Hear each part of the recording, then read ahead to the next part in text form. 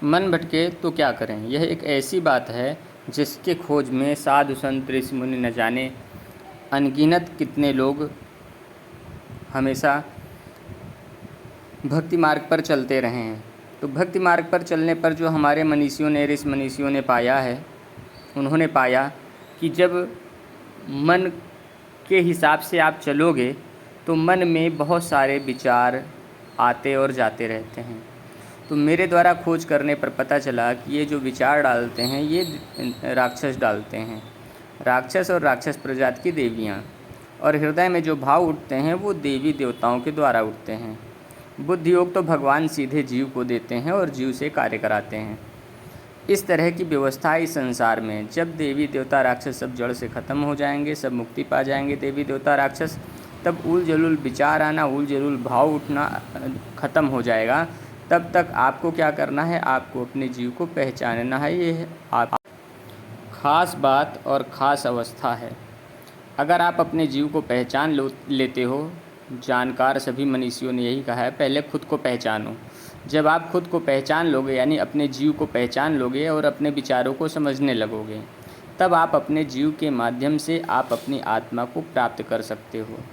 आत्मा को प्राप्त करने पर आप अपनी आत्मा से अपने कर्म बंधनों को काट सकते हो।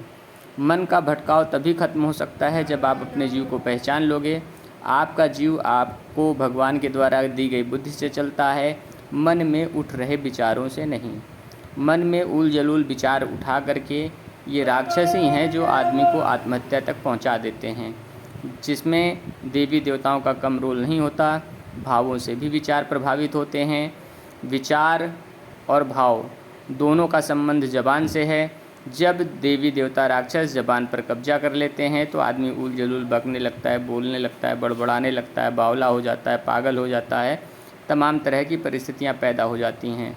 जो इस मिजाजी और दीवानापन का गुण होता है, यह भी गुनियागिरी बाधा करतब से कराधरी करके इस मिजाजी और दुर्गुण पैदा कर दिया जाता है इंसान के जेहन में। और जैसे जीव गुनियागिरी करके लगाए जाते हैं तो फिर वैसे ही जीव ऐसे बोलते बात करते हैं। हमें इन सब से बचना चाहिए, यही मनुष्य का कर्म है। बड़े भाग्य से मनुष्य का तन मिलने के बाद कोई भी जीव अपना पतन नहीं करना चाहता, बुरे कर्म नहीं करना चाहता, बुरे मार्ग पर नहीं चलना चाहता। अगर उसका अपना जीव है तो दूसरे जीव हैं जो हराम का दूसरे का शरीर पा करके, दूसरे के शरीर पर कब्जा करके, दूसरे को बुद्धि विचार अकल देते हुए जब कोई व्यक्ति दूसरे जीवों के द्वारा दिए गए बुद्धि विचार अकल के हिसाब से चलता है तो विनिमय के आधार पर जो दूसरे जीव होते हैं मनुष्य के शरीर पर कब्जा कर लेते हैं। तो हराम का पाए हुए शरीर की वैल्यू देवी देवता राक्षस जीव नहीं करते हैं।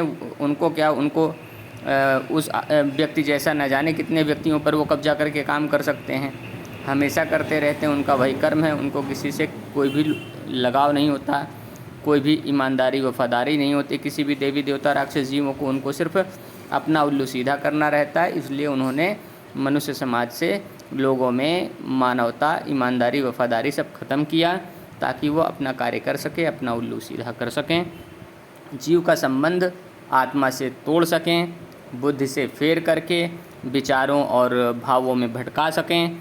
इसलिए देवी देवता राक्षसों ने ये सब किया है। इसलिए पहले खुद को पहचानिए। खुद को पहचान करके, यानी कि आप अपना हमेशा विकास करना चाहोगे तो इसलिए अपने बुद्धियोग के आधार पर चलिए। जय सनातन।